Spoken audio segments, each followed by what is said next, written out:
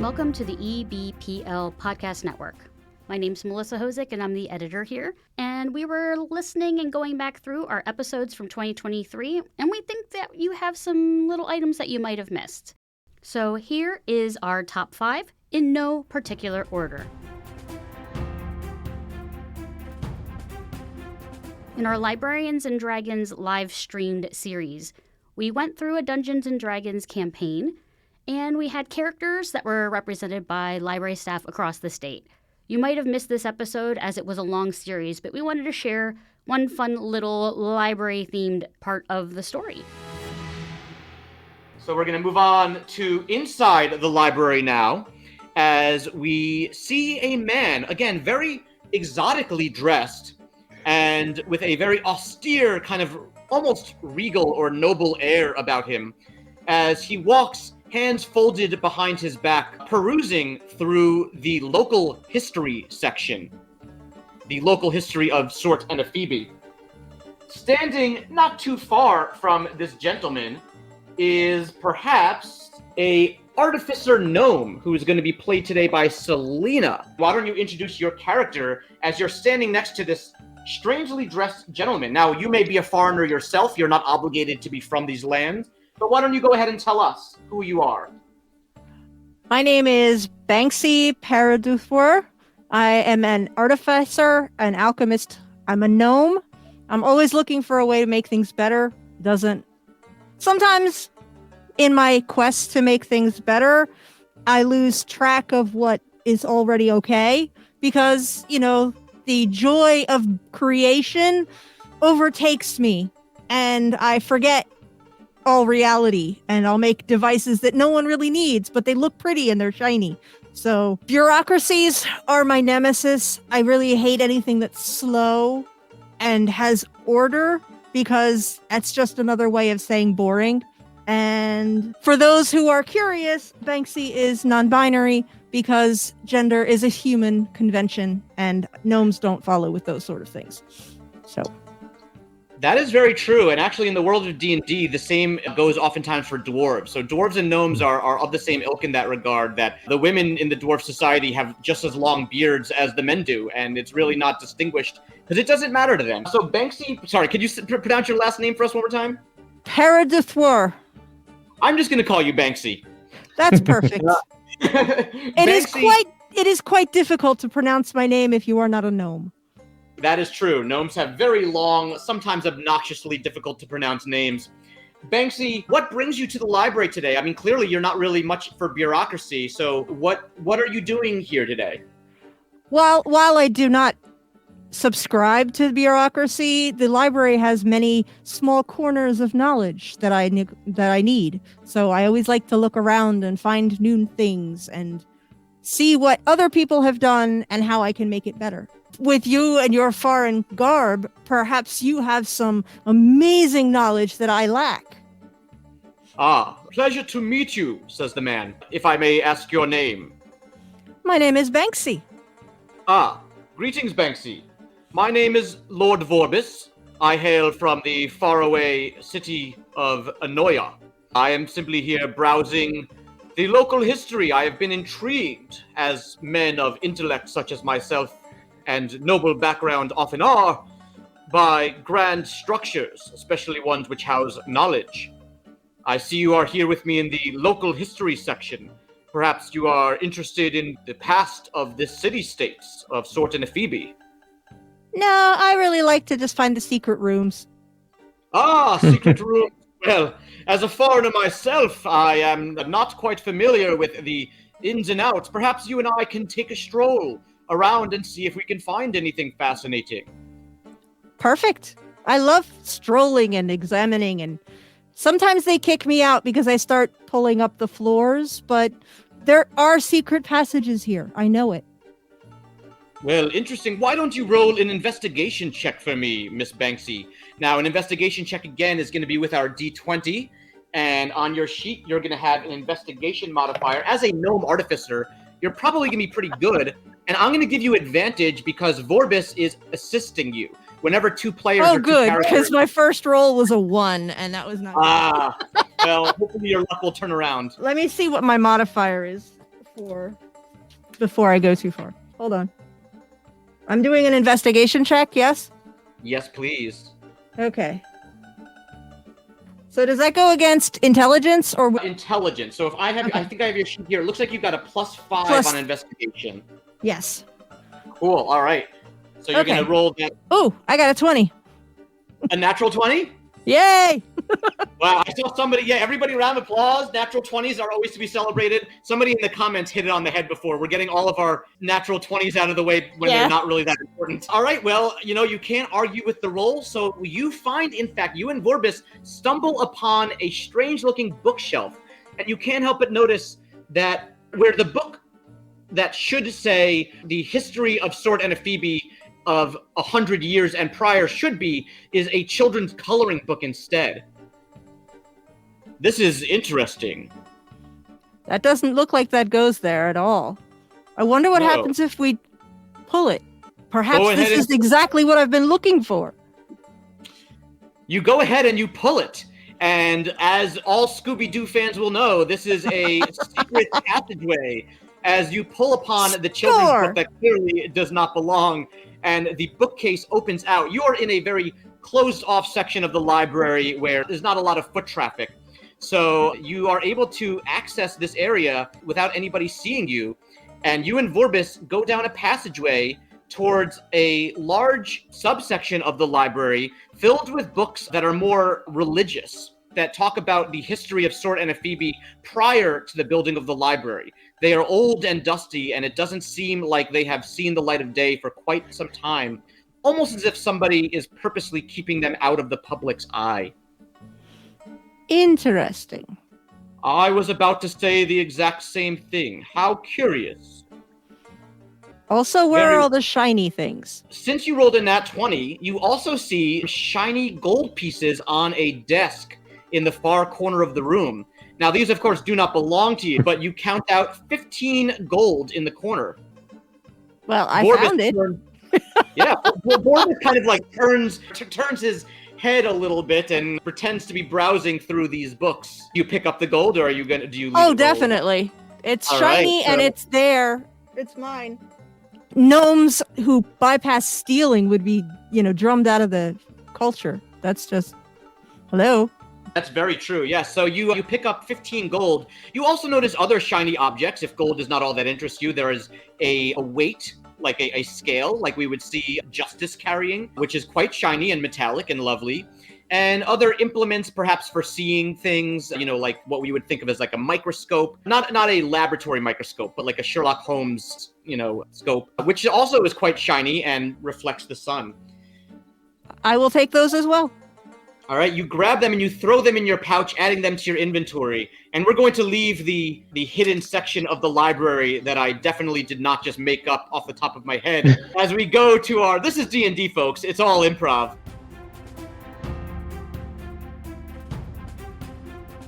Our next one comes through Cooking Through the Collection, which is actually my podcast. Yes, I'm a little biased.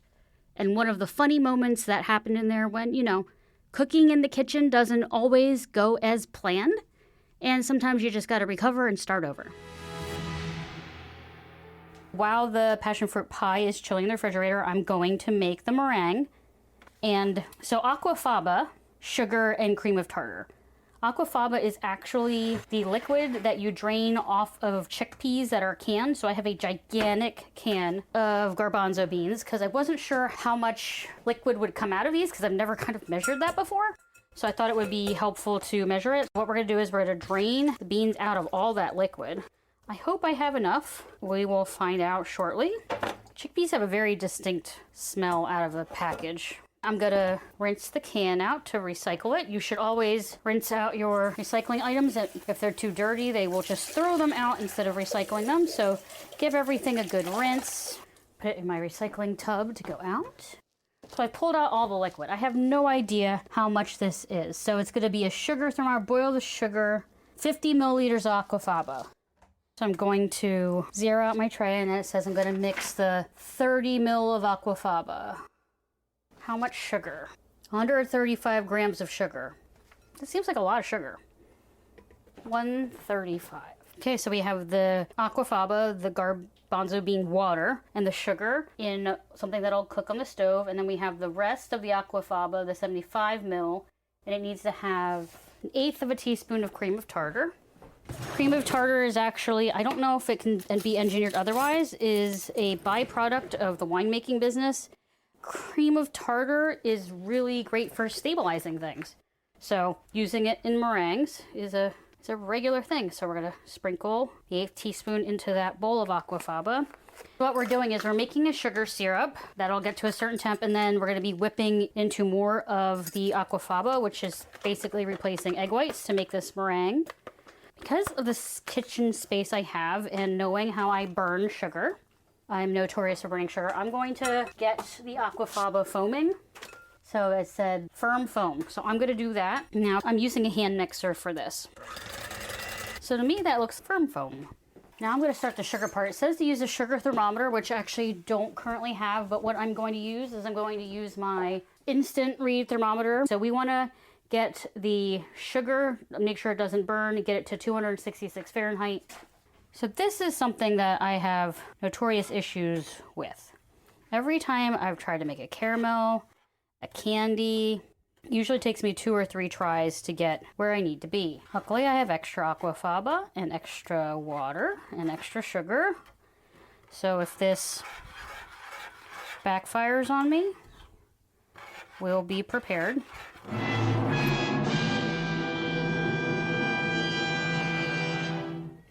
And I burned it. Damn it! Why did I know I was going to do that? So as I thought might happen, it started to foam, it seemed fine, then all of a sudden it burnt. So we're gonna, luckily I have enough liquid, so we will just do it again. But I'm very frustrated. I don't know why I struggle so much with this. So again, metric, we're gonna go back to zero it out to the 50 grams, and then we zero that, 135 grams of sugar. Let's try this again. I'm putting it in a taller container this time. So hopefully that will help with the bubbling, but I'm very frustrated with myself. I just cannot boil sugar. I don't know what my problem is, but I clearly have a problem and I haven't figured it out. Let's put it back on the burner and start again. Let me try to wash off the probe thermometer and I'll be right back. Okay, so I think we're there. I'm going to run the mixer and slowly pour in the sugar. I'm actually going to switch hands because of the heat. That's looking close. So to know what kind of peak something is, you kind of dip the beater in and pull it up. And if it holds a peak or it looks like a little snow cone, you're good. I think we may have gotten this. But that was a production. So it's going to spoon or pipe onto the pie. So let's get this pie out. It's been chilling for a while. I put a piece of plastic wrap directly onto the filling because I didn't want to have a film or that gooey bit. Also, I'm going to try and make it look nice for my coworkers. This is famous last words for me, so I'm going to take I don't have any piping bags. What I do have are zip top bags and piping tips. So I'm going to make a piping bag using a star tip, and open the bag, place the tip in. Okay, and then we need to fill this bag up with this meringue. Still feels really soft, but it came to hard peak, so maybe it's just naturally softer. I don't know. I said this is not my strength. Let me close up. So we're gonna just do kind of a star pattern on the crust from the center, working our way out. Piping is not my specialty, so everyone be kind on the photo that I share. We're almost done. Oh, this is definitely one of my messier, time-intensive things I've made. Okay, so it's not perfect, but you know what? It shows that it was homemade with love, right? So my hands are extremely sticky. I've been handling lots of sugary things, so I'm going to wash again. So I piped it across in kind of stars that radiated out from the center to the outside. Now the recipe, which is actually the meringue recipe from the lemon meringue pie, but it says it works great on here.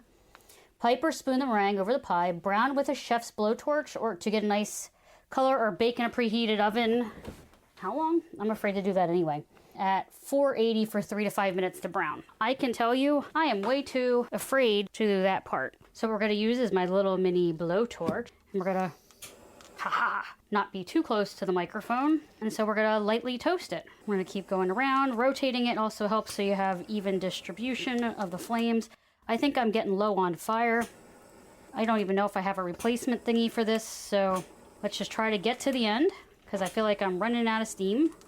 We have made the pie, so it should probably cool down and chill a little bit more. And then we're down to tasting.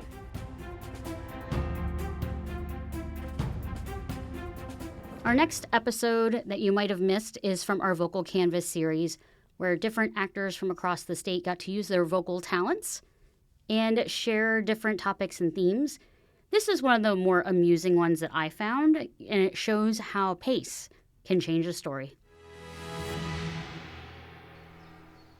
Speedy Snail's delivery service, where we understand the importance of pace. Not too fast that we miss the details, not too slow that we delay your package. We strike the perfect balance to ensure your delivery's on time every time. Speedy Snail's delivery service, because pace makes perfect.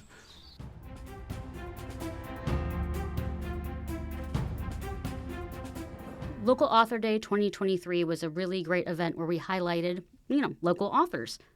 And during our poetry panel, some of the people there shared some of their poetry. Actually, I want to ask you to share. Could each of you, starting with Joseph, share 1 to 3 lines from one of your poems and tell us a little bit more about its meaning? So we're going to move from Joseph, Beth, and now Joyce after that. I'm trying to do better at being better. For better or worse, my worse has to do better, because if worse comes to worse, that negative wouldn't be positive or cancel each other out. So those lines are from a piece entitled Seasoning to Come Back With. It was a point in my life where I hadn't written or performed in quite a long time. So it was more so my introduction back into the poetry / spoken word field. So as I'm trying to do better at being better. For better or worse, my worse has to do better, because if worse comes to worse, that negative wouldn't be positive. So negative, positive, obviously, it wouldn't link out. So that's the beginning. A lot of times what I do with my poetry is set something, the groundwork. I write it like a paper, like a essay paper. So that is the beginning to bring everybody in along to my journey. Thank you. Well, poetry is very new to me, but writing is not. I've always written. Writing comes very easily to me, and I'm very lazy about it. The only time I write is if I'm inspired or moved or something. I will hear something that, I'll see something very beautiful and write about it. I'll see something that's painful. I try not to be political, but obviously there are things that do disturb us. And there's such a variety of interests that I have. And then, of course, I have a lot of interests, my own. Many of my poems deal with social issues. And I have no problem writing them. They just come too easily. I sometimes feel guilty. Thank you. Thank you. My favorite ending to one of my poems from my second book, The Sunday of Summer, is once upon a time, a poet lacked a rhyme scheme, and so she wrote haikus. It's a reflection mostly of one of my favorite poetic structures where I can't stop myself at a single haiku, so I just take a lot of them, and usually an ABC rhyme structure. And for some reason, that method always seems to flow for me, but it's the way it comes out, I guess. It really reflects my poetry as a whole, taking ideas and structures and emotions that have always been there and just twisting it just a little because I can.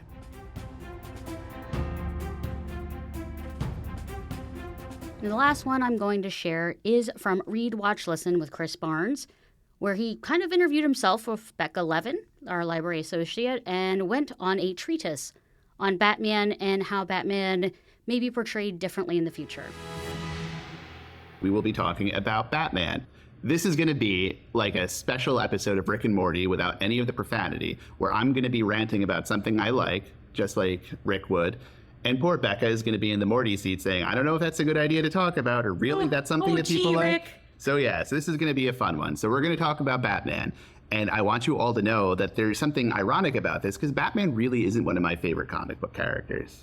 Who is your favorite comic book Well, character? I like Spider-Man, I like Wolverine, I love Superman. Batman is one of those weird characters to me because he doesn't make any sense. Why would you want to admire Batman? He just throws money at things. Not even the throwing money at things, is he's a poster child for PTSD. He watched his parents get brutally murdered as a kid, and he's never been able to get past that. And he has driven himself into all kinds of ridiculous situations, trying to bring meaning to his life as a result of this. And it probably could have been spent better ways, and he really should have seen a therapist at some point. Oh yeah, guy needs like a serious support group or something. He is. No, instead he finds friends, not because they bring value to his life, it's because he's like, oh, well, this person is a computer expert and I might need one sometime. So he's built this whole family/army of nutty people who indulge him in his wishes. And another fun fact, Becca, do you know what state Batman is from? Florida. No, New Jersey. No way. Yes, you can look this up. This is Google provable. You can ask a librarian. So you have to throw that in there because we're a library podcast. But they've been able to, the fictitious city of Gotham City can be triangulated from its reference points. So it would be somewhere in southern New Jersey, somewhere maybe around Atlantic City-ish. Okay. So yeah. So Atlantic City equals Gotham confirmed. Yeah, it can be very dark and mysterious and dangerous there. So, well, let's go talk about some books. Are you a Batman reader? I've really only seen the movies. Okay. So you get a fresh slate. So I want to give rant good at. recommendations of stuff that people might not have already read. So when everyone thinks of Batman, they think of like the super dark and gritty and brooding with a big square chin and muscly and squat. And that's all thanks to the stuff that Frank Miller did. The problem is that was all done almost 40 years ago now, and nobody wants to do anything different with the character because it makes money. And Fair. So I picked two alternative Batman books that I think are really good. The first one is Grant Morrison's run on Batman. He's several artists. It's kind of interesting because if you've ever read any of Grant Morrison's books, have you? I haven't. Okay. This is a new name. Grant Morrison started in comics.